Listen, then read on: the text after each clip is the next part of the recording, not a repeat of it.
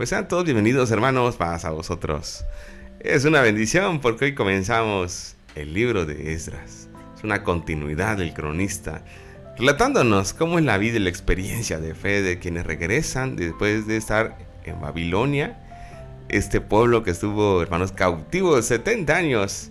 Se cumple la promesa de Dios. Qué bendición que Dios, hermanos, es fiel a su palabra, a sus pactos. Y Carlita, es hermosísimo saber que Dios sigue cumpliendo sus promesas hasta en nuestros tiempos, en nuestros días. Y quiero hacer la lectura. Es muy breve el capítulo 1 del libro de Esdras, pero creo que es muy importante que lo podamos leer. Dice en el verso 1: En el primer año del reinado de Ciro, rey de Persia, el Señor dispuso el corazón del rey para que éste promulgara un decreto en todo su reino, y así se cumpliera la palabra del Señor por medio del profeta Jeremías.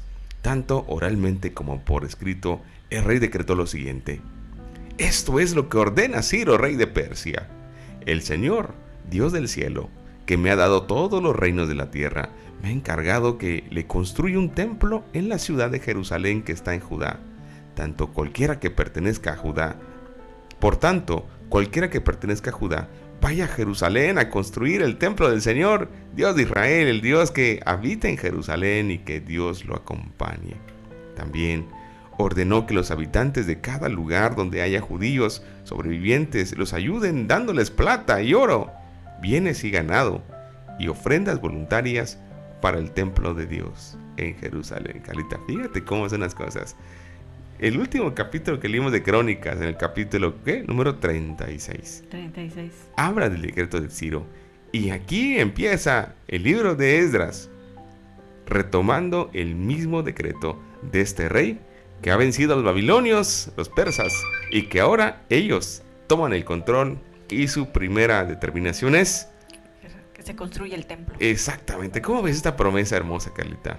Pues, hermanos, este primer capítulo de Esdras, y lo vemos de manera muy breve, pero tiene mucho sentido para nuestra vida.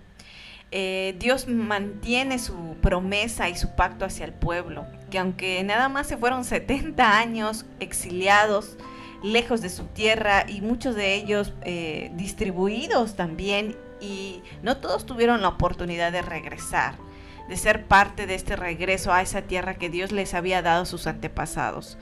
Pero durante todo este exilio, hermanos, Dios nunca los abandonó, nunca. Estando en Babilonia o los dispersaron, Dios los siguió acompañando, como a ese pueblo que saca de Egipto y empiezan a estar en el desierto durante 40 años. Dios nunca los abandonó.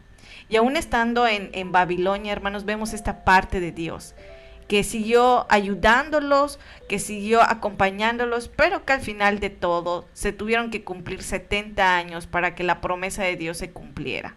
Y a través de Ciro, un rey de Persia, un rey que no era parte del pueblo de Dios para empezar, es claro. Pero Dios cumple su promesa a través de este rey y pone un decreto, ¿no?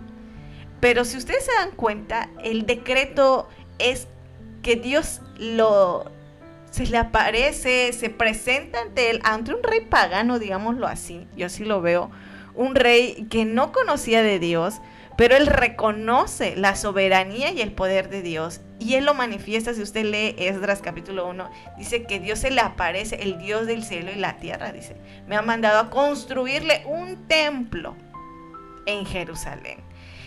¿Cómo se ve manifestado el poder de Dios?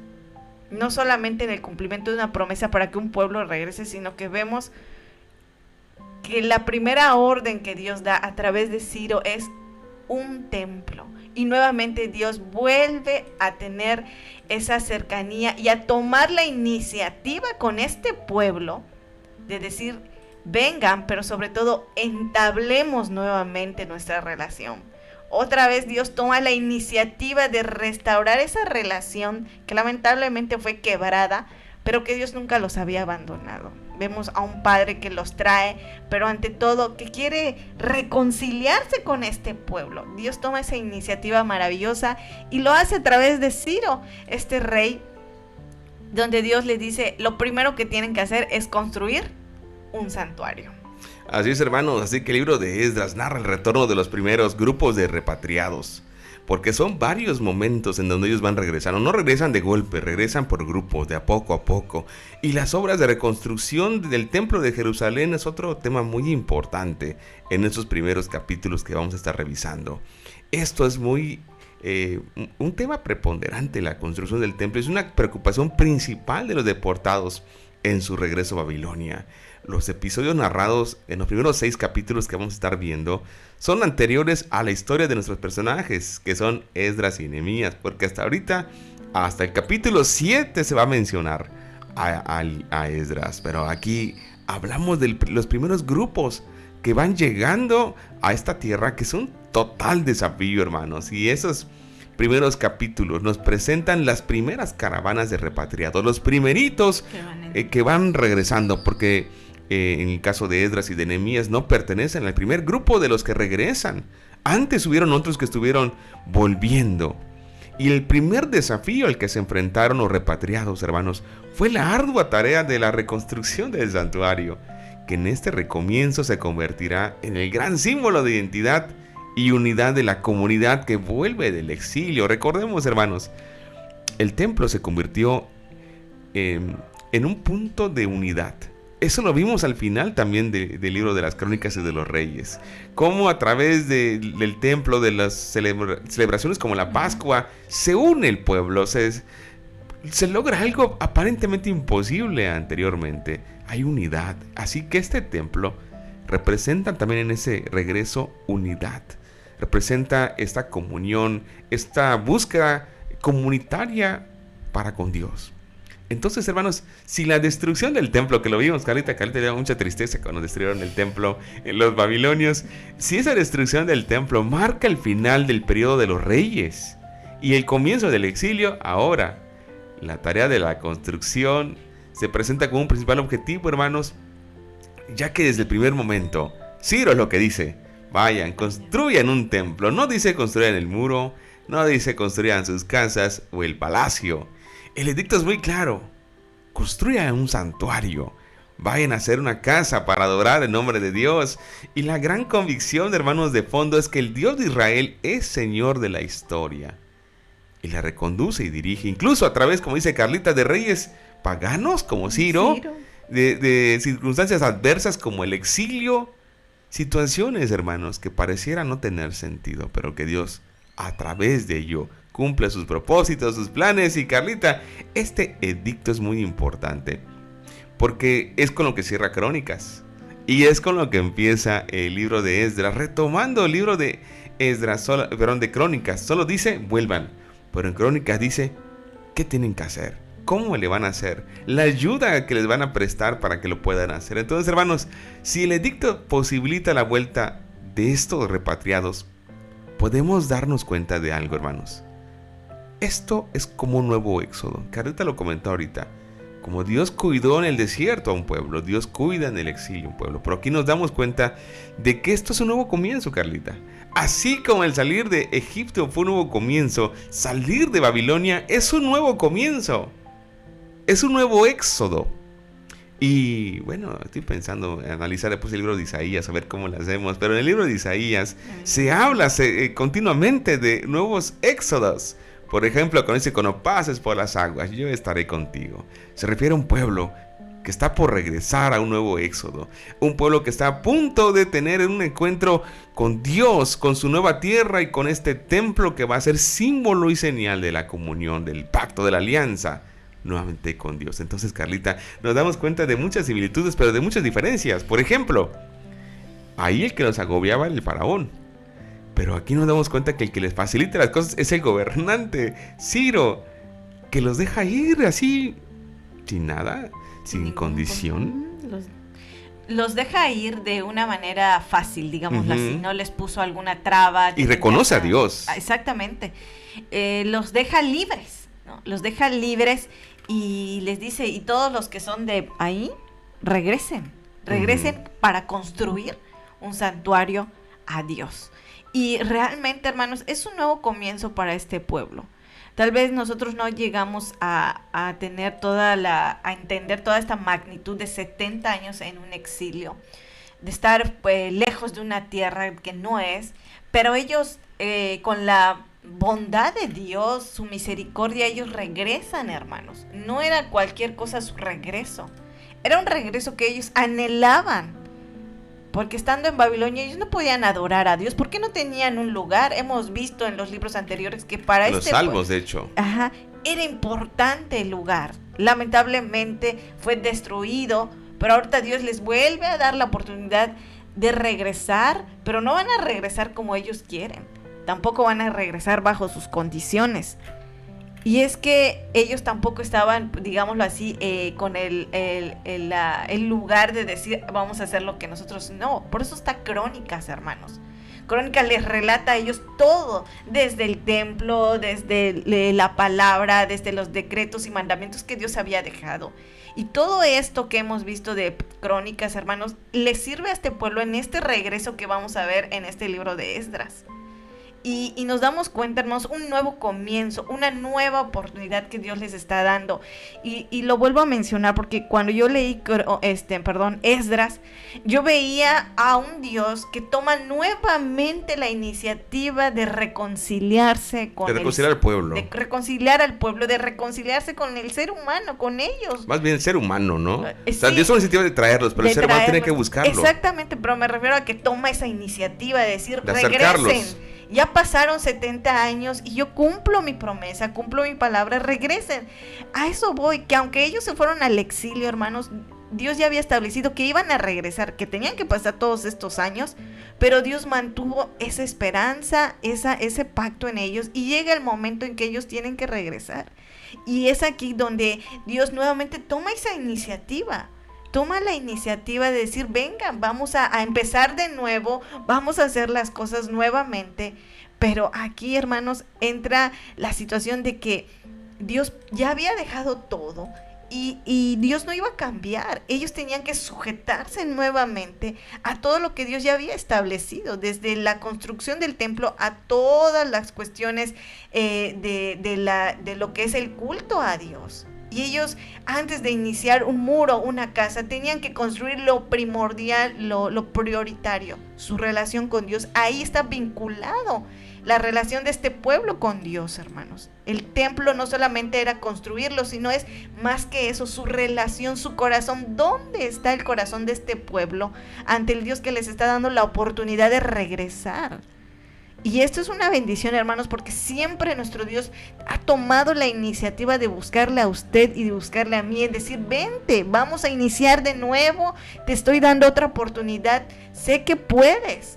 Y es lo mismo que le está diciendo a este pueblo que lo está dejando regresar a través de un rey pagano, y que Dios siempre va a utilizar lo que tenga que utilizar para regresarnos, para reconciliarnos, hermanos. Y aquí es una gran bendición y me llama mucho la atención esto. La primera orden que Dios da no solamente es el regreso, es construyan un templo, que Dios da este mandamiento y también nos los da a nosotros, hermanos. Nuestra relación con Dios, nuestra relación, cómo estamos delante de nuestro Dios, qué es lo que quiere Dios. Quiere tener nada más que una relación con usted y conmigo, pero llena y basada en la palabra de Él, en lo que Él ha dejado, que Él sabe que es lo mejor para nosotros, hermanos. Y este libro y este primer capítulo, aquí puedo ver un Dios amoroso, un Dios que perdona, un Dios que dice, dejo atrás su pasado y regresemos, y de nuevo, un nuevo comienzo, hermanos, una nueva oportunidad que Dios le da por la gracia y la misericordia que Dios tiene y representa hacia un pueblo. Y es la misma gracia y misericordia que Dios manifiesta todos los días con nosotros. Así es, hermanos, y regresando en ese sentido, Carlita, fíjate que es muy interesante el decreto de Ciro, porque el decreto de Ciro en el verso 1 está diciendo que es parte de lo que Dios había establecido. Dice, y así que y de esa forma en el decreto se cumpla la palabra del Señor por medio del profeta Jeremías. ¿Cuál promesa? La que dice en el capítulo 29, que lo va a hacer regresar. Entonces nos damos cuenta, hermanos, en ese sentido, que el primer punto del edicto hace referencia a esta profecía. La elección de Ciro representa el cumplimiento de la promesa de Dios y es signo de que Dios, hermanos, es el Dios de la historia. Él tiene el control de todo. El edicto también, hermanos, tiene otra parte. que es en sí el edicto. Hay una introducción, hay un edicto y una complementación, una exhortación complementaria. Lo primero que miramos, hermanos, en el verso 1 y 2 es la motivación del edicto y su interpretación teológica. ¿Cuál es la interpretación teológica? Que ese edicto, hermanos, de alguna manera es un medio para que se cumpla la palabra a través del profeta Jeremías. Dios elige a Ciro y lo ha hecho poderoso, porque él dice: me dieron todos los reinos y le ha conferido la misión de construir un templo. No nace del pueblo, nace de este rey pagano la propuesta de que se haga esta construcción. Y en el verso 3 ya habla del edicto. Y este edicto, hermanos, incluye la orden que posibilita el regreso de los repatriados a Jerusalén y legaliza las obras de construcción. Él les dice: vuelvan, construyan un templo, hagan esto tal y cual. Pero algo que me llama más la atención en el verso 4, hace una invitación dirigida a personas que colaboren y contribuyan materialmente en las obras de reconstrucción, hermanos. Tanto judíos como no judíos, cualquiera que vea que están necesitando algo, que colaboren con ellos. Esto me parece muy interesante, hermanos, porque el autor alude al primer éxodo. Nos hace como una historia paralela del éxodo que tienen de Egipto al éxodo que tienen de Babilonia. Porque recordemos que en Éxodo capítulo 12, hermanos, habla de que decía: ayúdenlos a ellos también, denles oro. ¿No se acuerdan ustedes cuando salen de Egipto? Hay una alusión también a que se les ayude a ellos que van a salir de Egipto. Y aquí también parece ser una historia muy interesante que se repite, porque le dice: cualquiera que tenga la posibilidad y que los vea a ellos haciéndolo, este trabajo, ayúdenlos, apóyenlos. Denle las herramientas para construir. Así es, dice: ordeno a los habitantes de cada lugar donde haya judíos sobrevivientes, los ayuden dándoles plata y oro.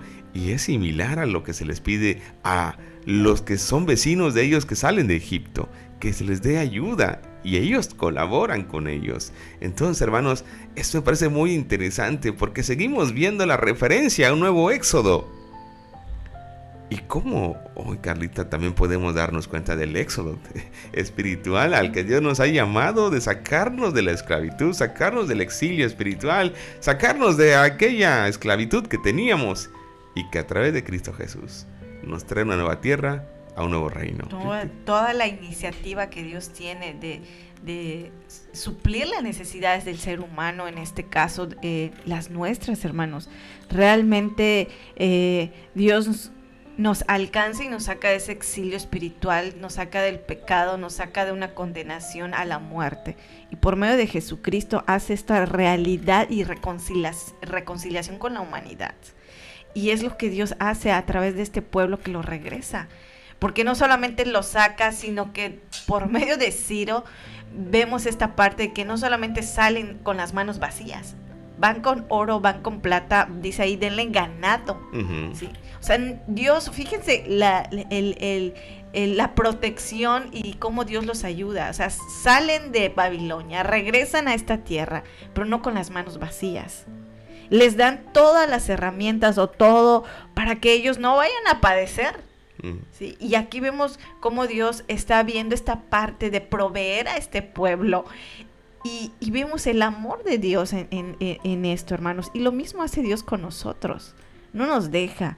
A pesar de que este pueblo fue muy rebelde, no los abandonó, pero tuvieron que vivir esta situación.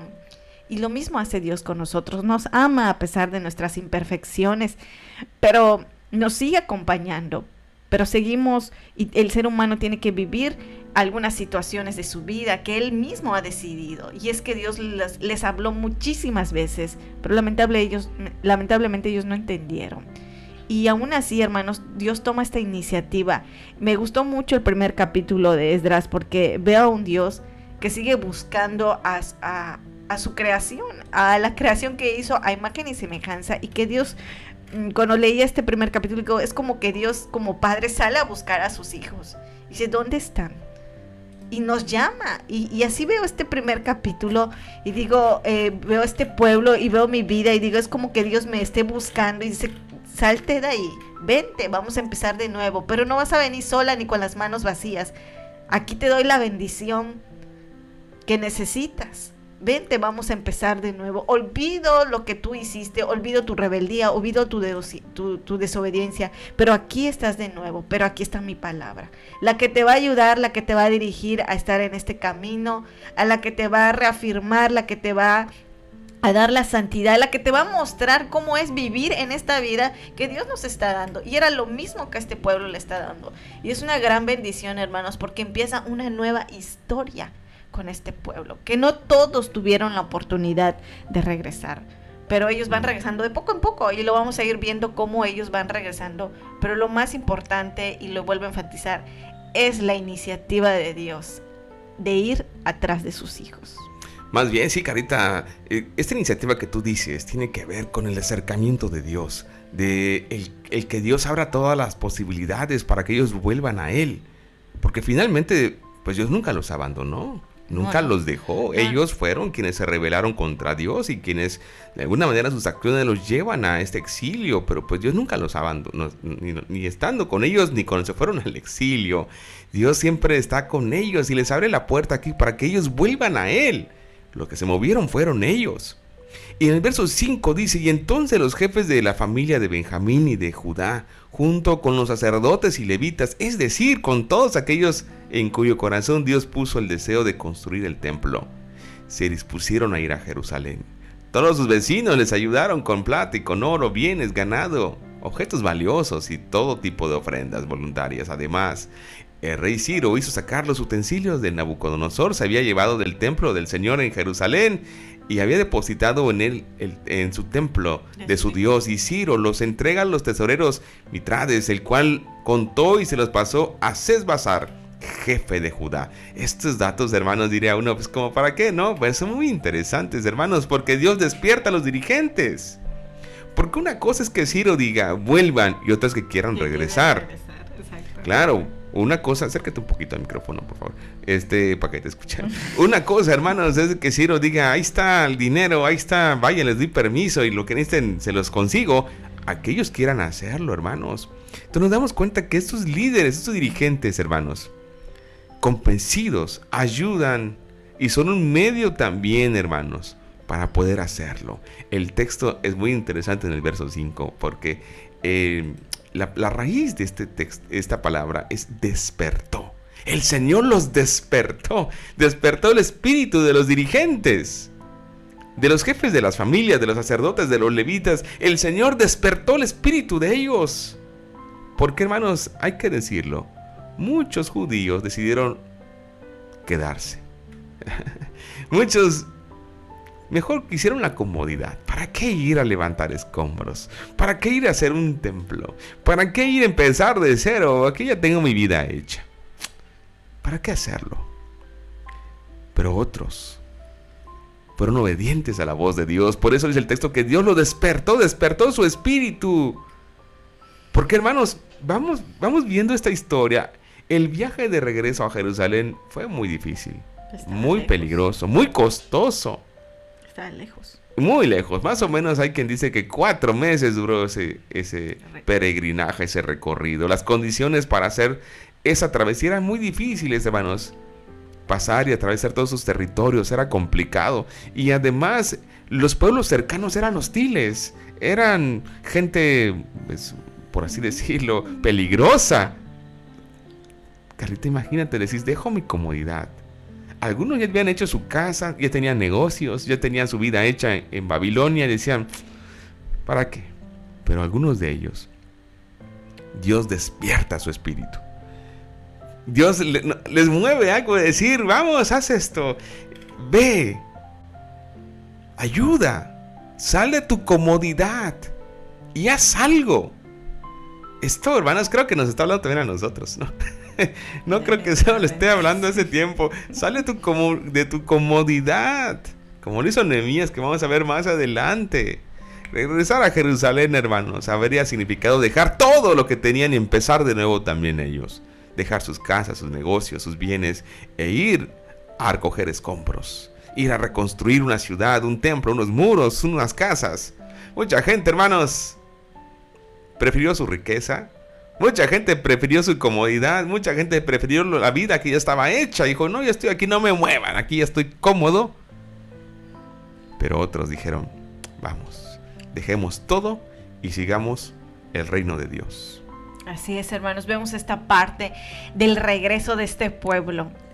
Babilonia no estaba tan cerca de esa tierra, estaba muy lejos, hermanos. Les llevó, pues, más o menos un cálculo aproximado, 4 meses llegar a esta tierra. Estaban muy lejos, hermanos. Y no era como ahora, ¿verdad? Que tal vez te subes a un avión o a un camión y a un autobús y llegas. No, ellos tenían que caminar. No hay otra, sí. Tenían que caminar y atravesar varios pueblos, desiertos. No. Era muy costoso, como dice Josué, pero era peligroso. Pero muchos de ellos tuvieron este despertar que dice de regresar y iniciar. No todos lo hicieron, hermanos, porque en Babilonia solamente estuvieron 70 años, donde muchos de ellos construyeron muchas cosas, donde ellos, pues muchos de ellos se asentaron, muchos de ellos nacieron y estuvieron creciendo ahí, hermanos. ¿Cuántas generaciones no hubieron durante 70 años?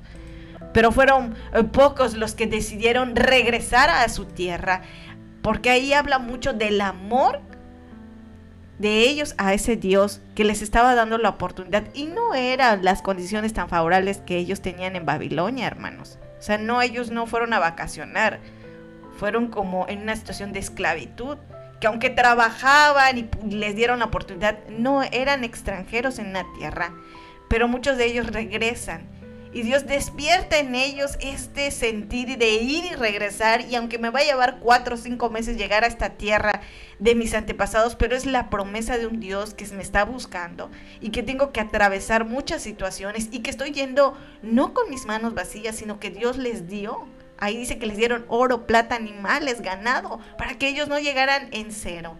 Realmente vemos a un Dios que los saca de ahí, pero no los deja pues así. Sí, a su suerte o a la deriva, ¿no? Y vemos, como bien dice Josué, de Egipto, siempre Dios les da la columna de fuego, la nube, y vemos todo esto. Y lo mismo hace con este pueblo que está saliendo de Babilonia, y ellos regresan, sí, a una ciudad totalmente en escombros, en polvo, pero es un nuevo comienzo, hermanos. Y Dios nos habla a nosotros también.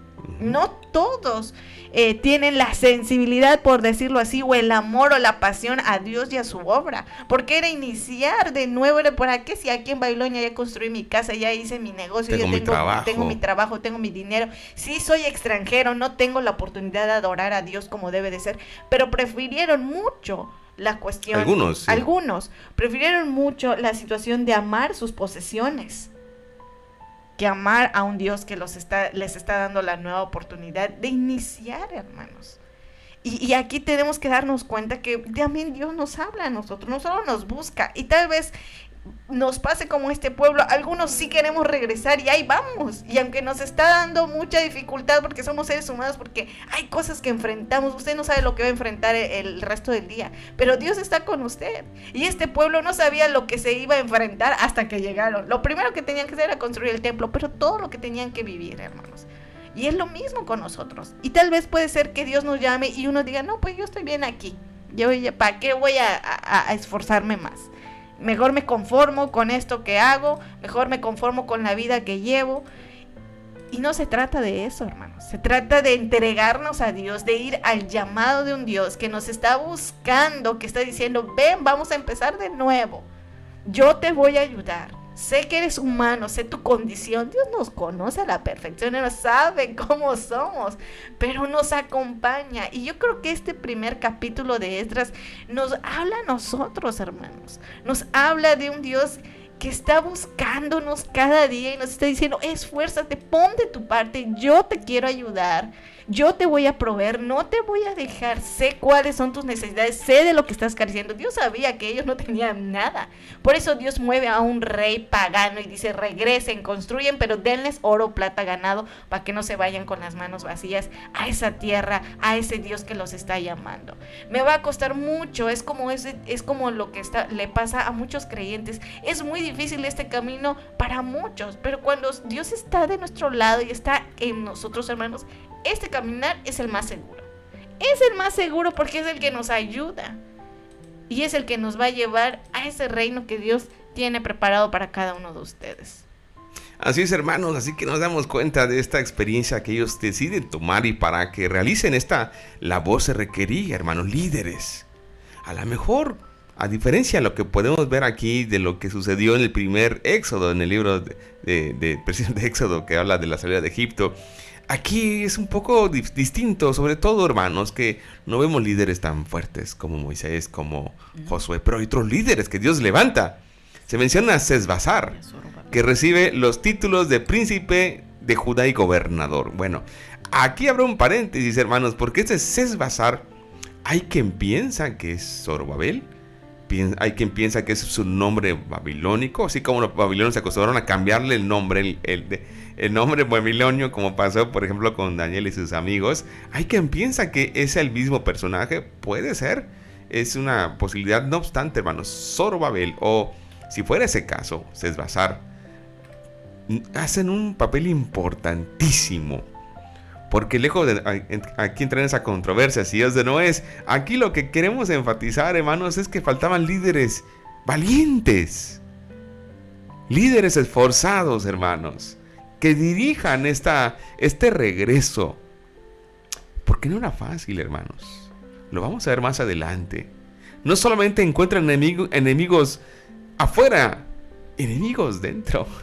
Gente que ya estaba ahí viviendo, que se le obstaculiza y que quieren vivir en sus tradiciones, en sus ideas, y no dejan avanzar. Lo vamos a ver más adelante con Esdras, lo veremos con Nehemías, que surgen adversarios contra lo que ellos quieren hacer, que Dios les ha dicho que hagan, que es reconstruir.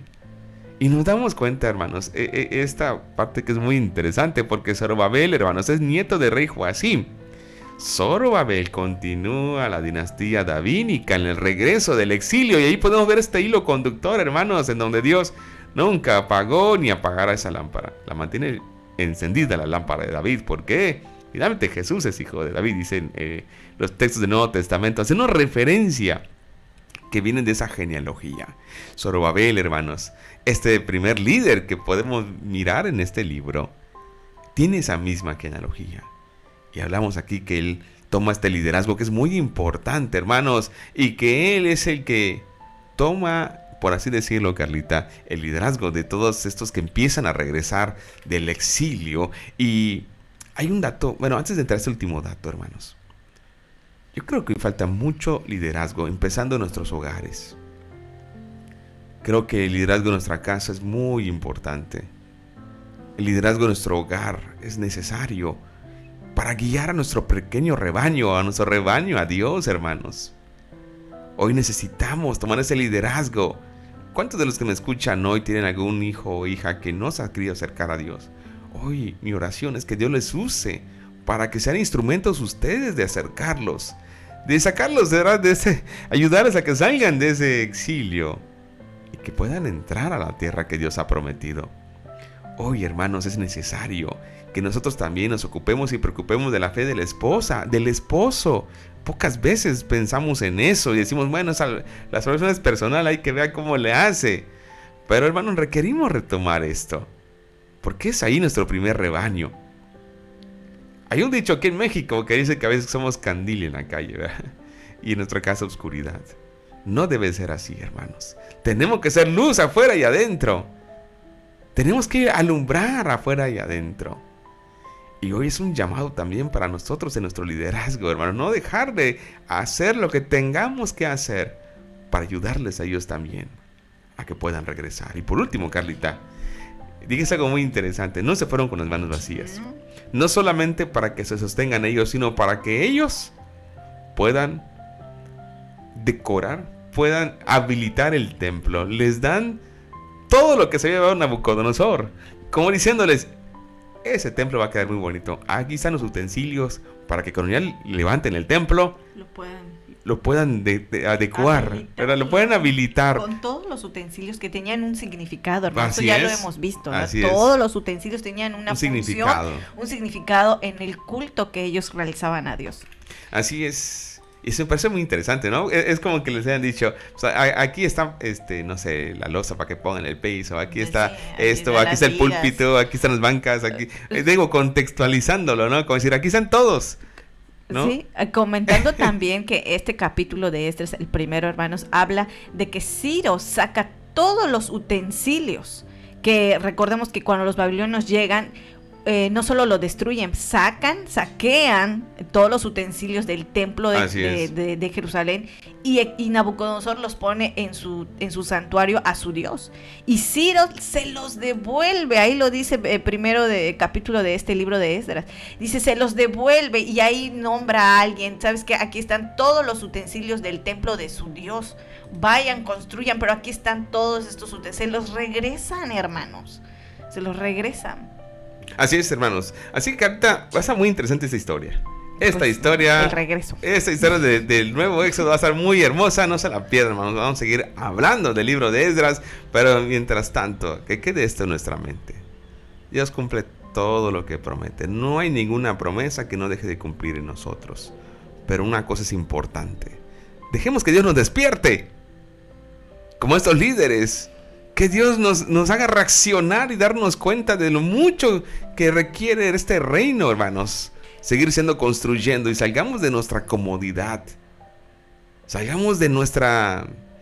¿Cómo le decía? Confort. A veces de nuestro confort que no queremos dejar y vayamos. Hay mucha gente hoy que nos ayuda. Y que Dios nos ayude también a ser un medio de Dios para ayudarles a regresar a casa y salir de esa esclavitud. Que Dios nos ayude. Dios les bendiga, hermanos, así sea.